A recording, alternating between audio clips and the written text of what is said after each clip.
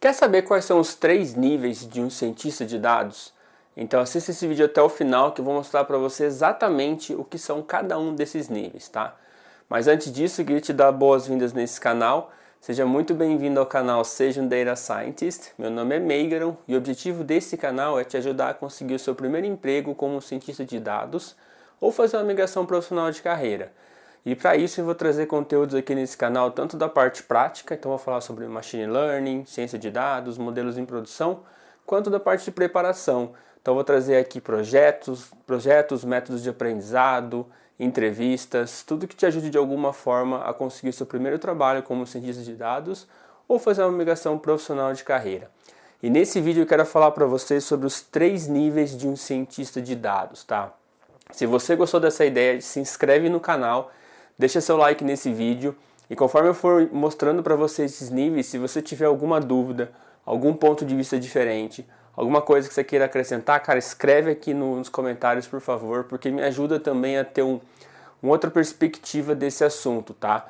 Porque eu vou falar aqui sobre os níveis de acordo com o meu viés, tá? Então eu vou falar de acordo com o que eu vivi, pelas empresas que eu passei, o que eu leio, as pessoas que eu converso. Então se alguém tiver uma opinião diferente ou uma sugestão, alguma coisa, escreve aqui nos comentários, tá bom? Bom, antes de falar dos 3 níveis de um cientista de dados, é importante a gente entender como que é formado esse nível, tá? Então todo profissional, ele é uma composição de competências e habilidades, tá? E essas competências e habilidades, elas são divididas em 2 grandes grupos, tá?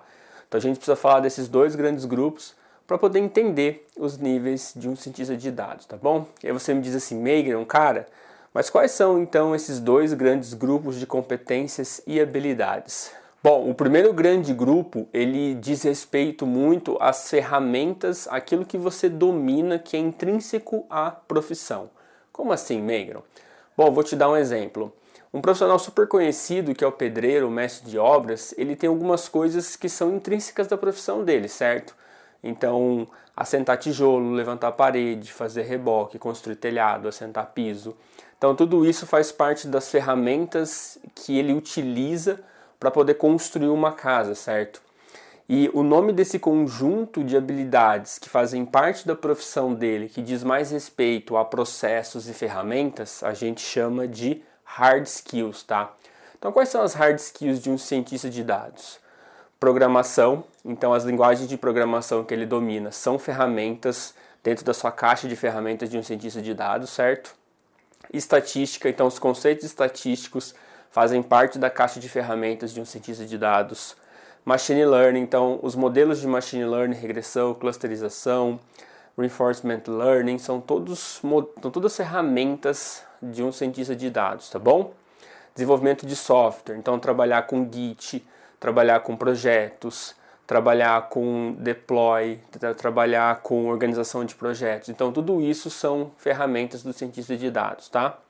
E por último, banco de dados. Então, cara, saber extrair dados, saber colocar dados, saber como os dados estão organizados, saber juntar as tabelas, saber organizar tudo isso num lugar único. Então, todos isso são habilidades e métodos, ou seja, são ferramentas e métodos e processos que o cientista de dados precisa saber, né? Que faz parte da caixa de ferramentas de um cientista de dados, tá bom? Então esse aqui é um grande grupo de competências e habilidades, tá? O outro grande grupo que a gente tem, voltando lá para o exemplo do nosso querido pedreiro, é o seguinte, ele não só precisa saber construir casas e prédios, mas ele precisa saber também outras coisas que fazem parte da profissão dele, como por exemplo, ele precisa saber dizer para o dono em quanto tempo vai ficar pronta a casa, ele precisa saber dizer mais ou menos em quanto orçamento vai ficar, ele precisa saber mais ou menos organizar o time dele para construir as partes e peças de uma maneira harmônica, ele precisa saber que primeiro levanta as paredes e depois o telhado. Então, essas outras habilidades que não são ferramentas e processos, a gente chama de soft skills, tá? Então, quais são as soft skills de um cientista de dados? Cara, gestão de tempo.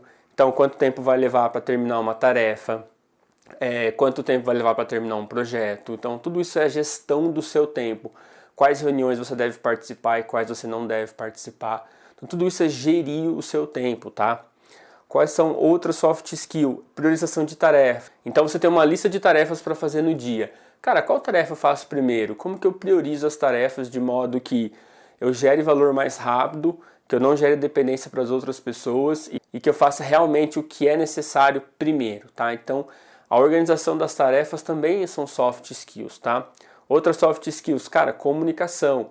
Então, escrever bem, fazer bons documentos, falar de maneira clara para as pessoas. Então, saber falar de coisas técnicas para as pessoas que não são técnicas, saber falar de coisas técnicas para as pessoas que são técnicas, escrever um bom relatório, fazer uma boa apresentação, ter um storytelling bem claro das suas ideias. Então, tudo isso também é uma soft skill, tá? Protagonismo, cara, isso aqui é super importante. Então, tipo, realmente ser o protagonista da sua carreira, né? Então, procurar problemas na empresa para resolver, procurar ajudar as pessoas, continuar estudando, procurando novas habilidades, procurando novos desafios, tudo isso partir de você, tá? E não esperar sentar lá na sua cadeira no escritório e esperar que alguém chegue para você, pô, Meire, precisa fazer tal coisa. Cara, você precisa ser o protagonismo, você precisa ser o protagonista da sua carreira, tá? Então você precisa procurar por problemas. Cara, eu particularmente, uma das coisas que eu tenho pra mim é que eu preciso resolver o maior número de problemas possíveis. Porque eu sei que todo problema vai me ensinar alguma coisa. E sempre quando eu termino, crio uma solução para um problema, eu aprendo muito mais. Então, cara, eu tô sempre procurando problemas para resolver, tá? Sempre sendo protagonista.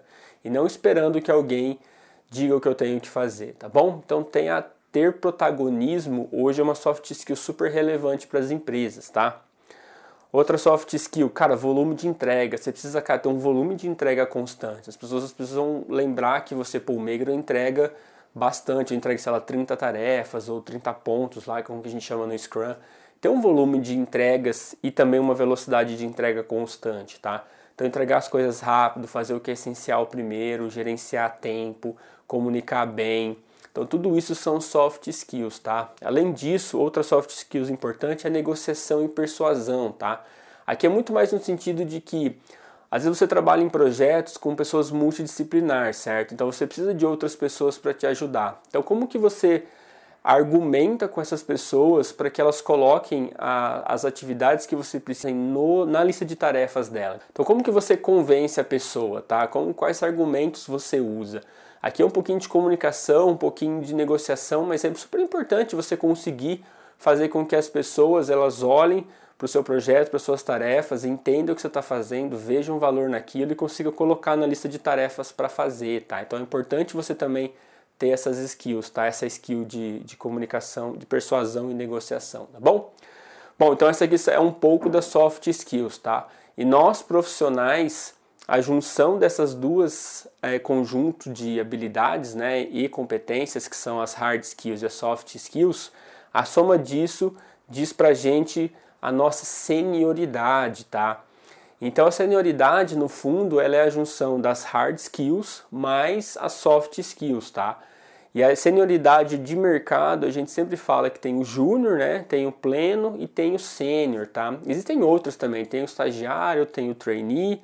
As outras empresas que eu passei eram levels, né? Tinha do level 1 ao level 6 e aí você era posicionado ali.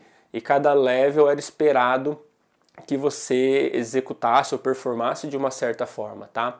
Então é importante você entender que nesse vídeo aqui eu vou falar estritamente sobre as hard skills, tá? Eu vou fazer outro vídeo falando sobre soft skills, outro vídeo falando sobre senioridade, mas quando eu falo níveis de data science, eu estou falando em níveis de conhecimento, em níveis de problemas complexos que você consegue resolver. Eu não estou falando sobre senioridade, tá? Porque existem, por exemplo, estagiários que eles têm um baixo conhecimento técnico no início, né? Mas os caras têm umas soft skills muito boas, assim, que ele poderia ser considerado um pleno, por exemplo, em algumas empresas, porque ele tem boas skills de comunicação, de negociação, de priorização de tempo, de tarefa, tá?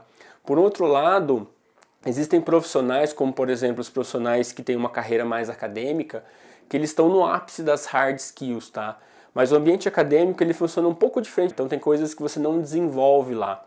Então o cara, por exemplo, não vai conseguir priorizar tarefas muito bem, por exemplo, ou gerir tempo, ou se comunicar, porque é outro ambiente que ele está inserido, certo? Então quando ele vem ele sai do meio acadêmico para a indústria, nem sempre ele é considerado como um sênior, ele pode ser um pleno, pode ser até um júnior, dependendo de como são as suas habilidades de soft skills, tá? Então eu não quero entrar nesse mérito agora. Eu vou falar estritamente sobre hard skills. Em próximos vídeos eu vou falar sobre senioridades e vou falar sobre soft skills também, tá bom? Então, falando sobre hard skills, tá? Eu quero definir com vocês os níveis de um Data Scientist. Então, lembrando mais uma vez que esse vídeo aqui, a principal mensagem é que o nível técnico ele é diferente de senioridade, tá? E eu vou falar especificamente sobre o nível técnico de um cientista de dados, tá bom? Bom, então nós temos o Data Scientist nível 1, que é o primeiro nível dos 3, tá? Então, para a gente se localizar, né, no que um Data Scientist nível 1 faz ou deveria fazer, o que é esperado dele, a gente precisa mais uma vez lembrar quais são todos os passos de um projeto de Data Science, tá? Cara, eu vou ficar repetindo isso aqui nesse canal até você decorar isso aqui, porque, é isso, sabe? É isso que a gente tem que fazer como cientista de dados nas empresas. Então a gente precisa ter a questão do negócio, aí vem o protagonismo da gente procurar os problemas, a gente precisa entender o problema, tá? Então quando a pessoa geralmente pede alguma coisa, geralmente ela pede a solução que ela acha que resolve o problema dela, ela não te fala realmente qual que é o problema dela. Então a chance de você construir uma solução que não resolve o problema dela é muito grande. Então a gente precisa dar um passo para o lado e entender qual que é a causa raiz daquele problema, tá bom? Depois disso a gente tem que coletar os dados para poder fazer para poder entender realmente esse fenômeno que gerou essa dor, né? A gente precisa limpar os dados, porque os dados nem sempre vêm todos bonitinhos. A gente precisa explorar os dados para poder entender os dados, tanto da parte para gerar insights, quanto da parte para poder entender qual modelo a gente vai usar, se a gente vai usar modelo também, tá? A gente precisa modelar os dados, então preparar os dados para os algoritmos de machine learning poderem ser aplicados. A gente precisa aplicar os algoritmos de machine learning efetivamente. A gente precisa avaliar os algoritmos de machine learning com um conjunto de métricas. Então lembrando que problemas de classificação eu tenho um conjunto de métricas, problemas de regressão eu tenho um outro conjunto de métricas que são diferentes dos problemas de clusterização, e dentro desses problemas cada métrica me diz alguma coisa sobre a performance do modelo, tá? Então a gente precisa entender essas métricas. E por fim a gente precisa tirar todo o nosso trabalho aqui do computador e colocar no ambiente nuvem para que outras pessoas possam se beneficiar dos dados que o modelo está produzindo, né? Sejam eles predição, clusterização, categorização, tá?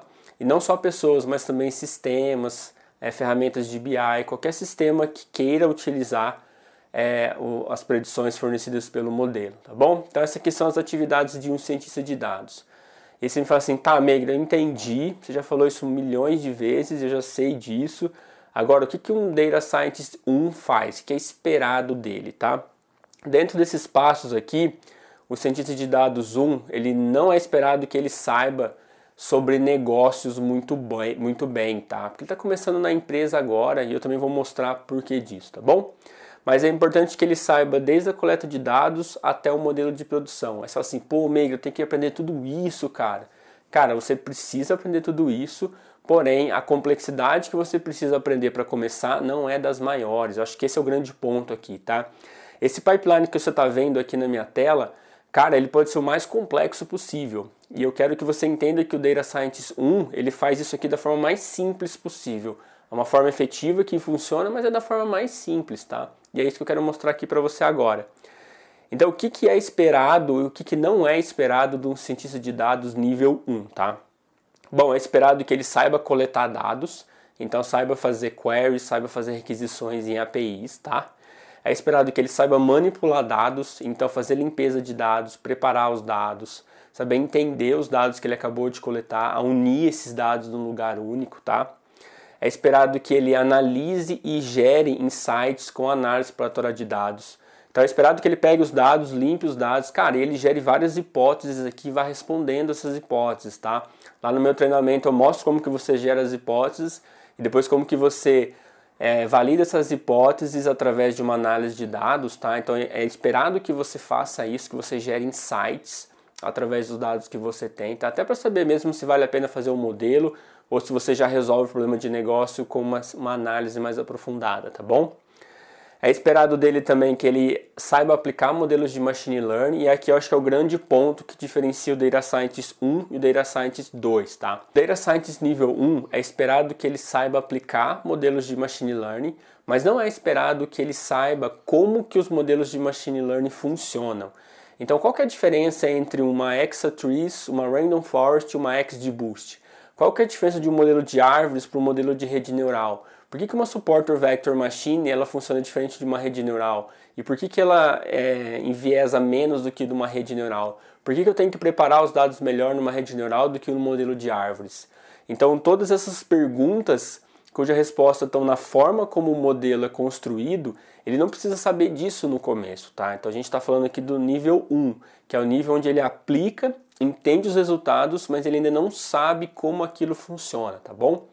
Então é esperado que ele aplique, mas que ele ainda não entenda como os algoritmos funcionam, mas sim é esperado que ele entenda as métricas de performance dos modelos. Então, cara, ele precisa entender a diferença entre um MAP, um MAI, um RMSE, qual que é a diferença entre uma acurácia, um F1 score, o que uma precision, uma recall fala sobre o modelo, o que é uma métrica de capa para dados desbalanceados. Então, cara, ele precisa entender essas métricas e o que cada métrica diz sobre a performance do modelo que ele acabou de implementar, tá bom? É importante também que ele tenha entendimento sobre o deploy de modelo de produção, tá? Então, como que uma API funciona, como que ele faz isso em Flask, como que ele expõe os resultados dessa API. Aqui no canal eu tenho uma série sobre fazer deploy de modelos de Machine Learning em produção utilizando Flask e depois utilizando uma nuvem chamada Heroku, tá? Eu vou deixar aqui no card, vou deixar aqui na descrição também desse vídeo, se você quiser dar uma olhadinha lá. Eu acho que você vai entender de uma forma simples como que um deploy de modelo funciona, tá bom? Bom, Meigron, o que não é esperado de um Data Scientist nível 1, tá? O que não é esperado? Que ele tenha entendimento profundo de negócio. Então isso, queira ou não, você só vai adquirir quando você estiver dentro da empresa, tá? Mas é importante você ter uma noção sobre os modelos de negócio e as principais métricas, tá? Lá no Instagram eu coloquei um livro só sobre métricas de modelos de negócio, tá? Dá uma olhada lá tem um livro. Mas é importante que você entenda de modo geral as métricas. É claro que cada empresa tem suas nuances, que você só vai entender quando você estiver lá dentro, mas é importante você ter a imagem geral do entendimento do negócio, tá bom? Não é esperado, como eu já disse, o funcionamento de modelos de Machine Learning. Você precisa aplicar e entender resultado, mas não precisa entender como que o algoritmo funciona nesse momento, tá bom? Nesse nível 1 aqui, beleza? Outra coisa que ele também não precisa, não é esperado dele, é que ele saiba arquiteturas de treino e retreino do modelo em produção. Então, quando você coloca o modelo em produção, você precisa retreinar ele periodicamente e ter um certo monitoramento de algumas métricas para saber se esse modelo está melhorando ou piorando com o tempo, ou se ele precisa ser modificado, tá? Então, esse conhecimento também não é esperado de um Data Scientist nível 1, beleza? Bom, qualquer dúvida, comentário, cara, deixa aqui nos comentários, escreve aqui pra gente também interagindo, tá bom? Senão fica só um vídeo de eu falando pra você. E é legal que a gente interaja também, crie discussões, tá bom? Bom, Data Scientist nível 2, o que é esperado desse Data Scientist nível 2, tá? Esperado que ele saiba realmente fazer todas as tarefas, isso é imprescindível, agora incluindo a questão de negócio, tá? E mais especificamente, o que é esperado dele? É esperado que ele entenda e formule hipóteses para o negócio. Então, cara, sempre olhar para um problema de negócio e formular hipóteses. Lembra que eu expliquei para você nesse canal aqui o que é um modelo de Machine Learning no final? Eu vou deixar aqui na descrição desse vídeo também e aqui no card, se eu lembrar, que é basicamente você representar um fenômeno, certo? Então você cria um modelo sobre algum fenômeno que você quer estudar. E esse modelo ele te ajuda a você responder hipóteses, você responder perguntas de negócio. Então criar esses modelos é importante para você responder as questões de negócio, só que também é importante você formular as questões de negócio, formular as hipóteses, tá? Então isso é esperado de um cientista de dados nível 2, que você formule hipóteses e valide essas hipóteses de negócio, tá bom? É esperado que você faça um bom planejamento de experimento. Então, por exemplo, o time de marketing chega para você e fala assim, pô, Meigron, cara, eu vou fazer uma campanha usando esse anúncio aqui e esse outro aqui. Cara, como que eu faço para saber se um anúncio é melhor que o outro? Qual que é a métrica que eu uso para saber? Quanto tempo esse experimento tem que ficar rodando? Como que eu divido o meu público para saber se tem uma significância estatística no meu resultado final? Então, saber planejar um bom experimento, tá bom? Aqui envolve definição de métrica, método, forma de fazer, forma de analisar e expor resultados, tá bom? Bom, é esperado também que você comece a identificar modelos candidatos de Machine Learning já na análise exploratória de dados, tá? Então, quando você começa a explorar os dados, você começa a perceber algumas coisas nos dados, tá? E aí você já vai percebendo qual modelo de machine learning se encaixaria melhor com aqueles dados. Pô, Meigre, mas como que você faz isso, cara? Como que isso é feito? Bom, todos os algoritmos de machine learning, eles têm premissas que foram assumidas para a construção do modelo, tá? E quanto mais próximos seus dados estiverem de satisfazer essas premissas aqui, melhor o seu modelo vai performar. Então, se você sabe as premissas que os algoritmos de machine learning foram construídos, quando você estiver explorando os dados, você vai começar a perceber essas premissas. E aí você vai falar assim, poxa, esses dados aqui, cara, eu acho que uma Exatree vai funcionar melhor. Ah, cara, mas eu tenho essa coluna aqui com essa distribuição aqui, puta, eu acho que uma rede neural vai funcionar melhor. Então você conseguir ter esse feeling já na análise exploratória de dados, porque daí você tem uma lista lá de 200 algoritmos, você já sabe mais ou menos ali os 5 que você vai usar para poder testar, para poder treinar o seu modelo com aqueles dados, tá? Então é esperado que ele consiga já identificar modelos candidatos nessa fase de análise exploratória de dados, tá bom? Outra coisa, entender profundamente os modelos de machine learning, tá? Então, cara, entender como que os modelos funcionam, a diferença entre os algoritmos de árvore, a diferença entre os algoritmos de árvore para o algoritmo de rede neural, para o algoritmo de Support Vector Machine, para um Naive Bayes, para um KNN. Cara, quais são essas diferenças, né? Quais são as diferenças entre esses algoritmos, tá bom? Outra coisa que é esperado do nível 2 é fazer o deploy do modelo em produção. Cara, você realmente tirar o seu trabalho do computador, colocar isso numa cloud e fazer com que outras pessoas usem os resultados do seu modelo ou outros sistemas ou algumas ferramentas de BI, de visualização também, tá bom? Outra coisa que é esperado do Data Scientist nível 2 é você traduzir a performance do modelo em resultados de negócio. Cara, isso aqui eu não vejo pós-graduação falando, especialização de Data Science falando, cursos de Data Science falando, cara, eu não vejo isso aqui é super importante. Isso aqui eu acho que é o principal tema que eu trago lá no meu treinamento, cara. Como que você traduz a performance do seu modelo de machine learning para a performance de negócio? Porque isso aqui, cara, eu já vivi na pele, cara, e eu tenho certeza que você vai passar também. Você vai chegar lá, vai construir o seu modelo, 90% de acurácia lá. Aí você vai estufar o peito, vai chegar na reunião de apresentação lá, vai ter aquele monte de gente de negócio, o CEO vai estar lá também. Aí chegou a sua hora de apresentar. Aí você fala assim, pô, construí aqui um modelo que faz isso, isso, isso, e ele tem 90% de acurácia. Aí o CEO vai olhar para você e vai falar assim, pô, Meigron, parabéns pelo seu trabalho, cara. Mas me responde uma pergunta aqui. Esse modelo que você construiu com 90% de acurácia, quanto de receita a mais ele traz no final do mês? E aí você vai falar assim para ele, cara, eu não sei traduzir performance de modelo de machine learning para performance de negócio. Cara, todo o trabalho de Data Science, ele existe para ajudar em duas coisas na empresa. Trazer mais receita e diminuir custo através do aumento de eficiência da empresa. E como que você não sabe traduzir o resultado do seu modelo para o resultado da empresa, cara? Você precisa aprender a traduzir isso, porque é isso que eles vão te perguntar na primeira reunião de apresentação que você for para falar sobre o seu projeto, tá? Então você precisa aprender a traduzir a performance do modelo de machine learning para a performance de negócio, tá bom? Bom, o que não é esperado do cientista de dados nível 2, tá? Não é esperado que ele faça transcrição de conhecimento de pesquisas científicas, tá? E aí essa é a grande diferença do Data Scientist nível 2 para o nível 3, que eu vou explicar no próximo slide, tá? Mas o Data Scientist nível 3, ele precisa, claro, saber todas as etapas da produção de um projeto de Machine Learning.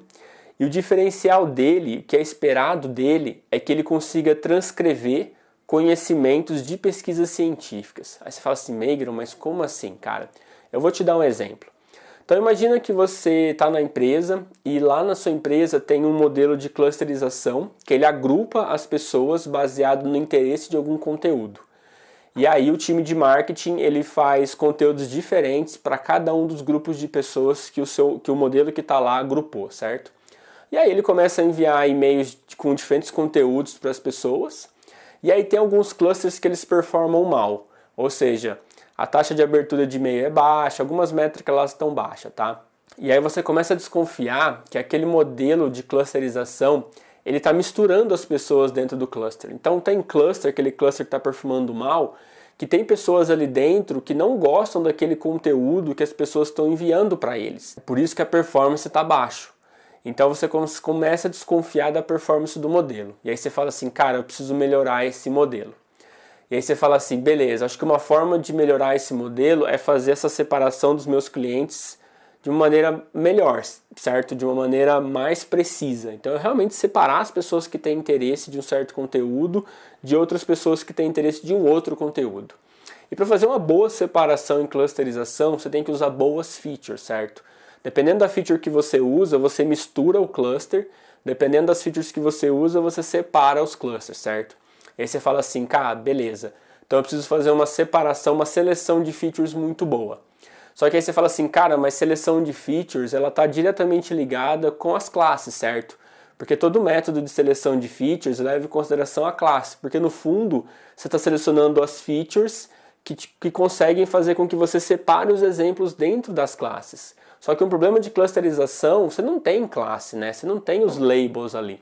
Então como que você faz para fazer uma seleção de features em um problema de clusterização? E aí a resposta para essa pergunta, às vezes, está aqui, por exemplo, nesse paper dos professores do Instituto de Ciência da Computação de Zurique, que escreveram essa pesquisa aqui falando sobre seleção de features em problemas de clusterização. Então aqui eles estão defendendo uma ideia muito legal para a gente usar Gaussian Mixture Model para fazer a seleção de features, tá?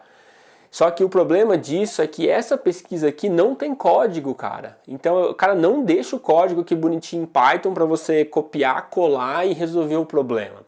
Então você precisa ler esse paper aqui, entender a pesquisa da pessoa, entender os testes que ele fez, entender o resultado que ele fez, a forma como ele fez. E você precisa traduzir esse conhecimento aqui em código, velho. E aí esse código vai ajudar você a separar os seus clusters e aí vai aumentar a performance do seu cluster. Às vezes você dá saltos, cara, em acurácias de modelo quando você aplica esses conhecimentos de paper. Você sai, sei lá, de 80% para 90%. Então tem muito conhecimento legal aqui que não tem código. Então a gente precisa aprender a pegar esse conhecimento que está aqui nesse paper e transformar isso aqui em código para poder aplicar nos algoritmos que estão no negócio e dar saltos de acurácia, dar saltos de performance do seu modelo, tá? Então um Data Scientist nível 3, o maior diferencial dele, ele é o cara que consegue ler esses papers, transformar o conhecimento em código e aplicar nos modelos existentes para poder dar saltos de performance, tá?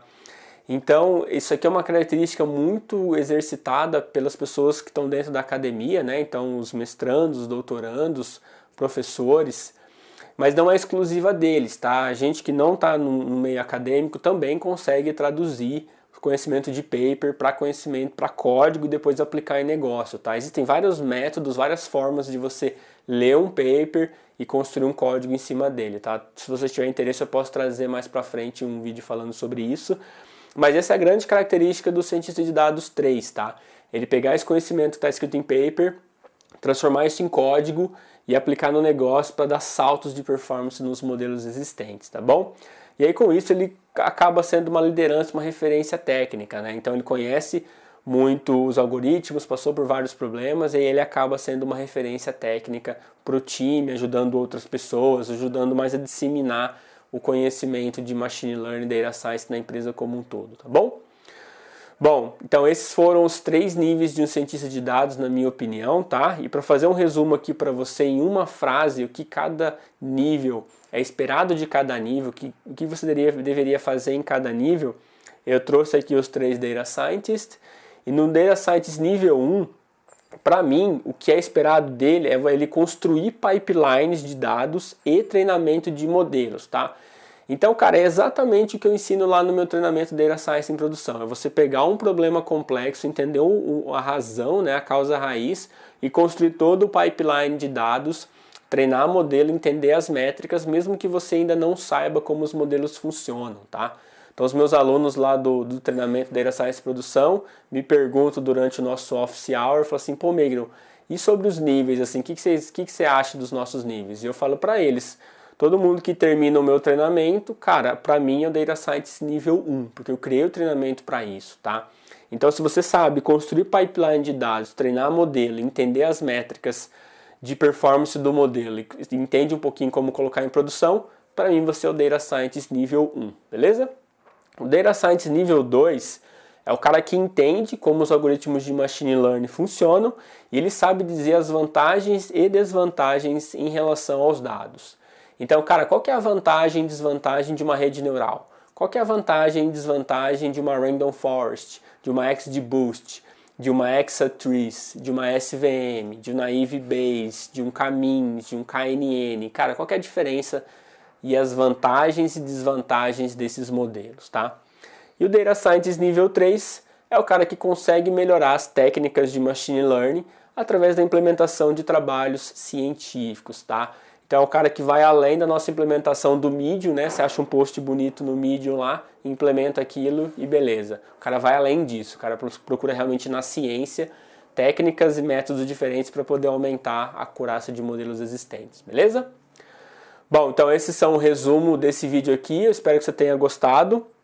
Mais conteúdos tem lá no blog, então entra lá no sejamdatascientist.com. Essa semana eu vou deixar um post lá sobre uma sugestão de projeto para você fazer, tá? Tem bastante conteúdo sobre competências e habilidades lá também. Me segue lá no Instagram também, @meigron.datascience. Lá tem um livro de métricas que eu falei. Também estou respondendo perguntas das pessoas lá de segunda e quarta. E tem bastante conteúdo legal que eu vou postando ao longo do dia também, como se fosse complementar a esse conteúdo que eu estou trazendo aqui no YouTube, tá? E por fim, cara, conecta comigo lá no LinkedIn, só digitar Meigron na busca lá, não vai ser difícil me achar. Conecta comigo lá, tô trazendo sempre conteúdos por lá também, tá? E se você não tem um LinkedIn, cara, faz o LinkedIn, porque é lá que você vai conectar com as pessoas, vai procurar por oportunidades nas empresas, tá bom? Bom, então muito obrigado então pelo seu tempo em assistir esse vídeo. Qualquer coisa me manda mensagem, escreve aqui nos comentários. Não se esquece de se inscrever no canal e deixar seu like, tá bom? Vejo você no próximo vídeo então. Até mais!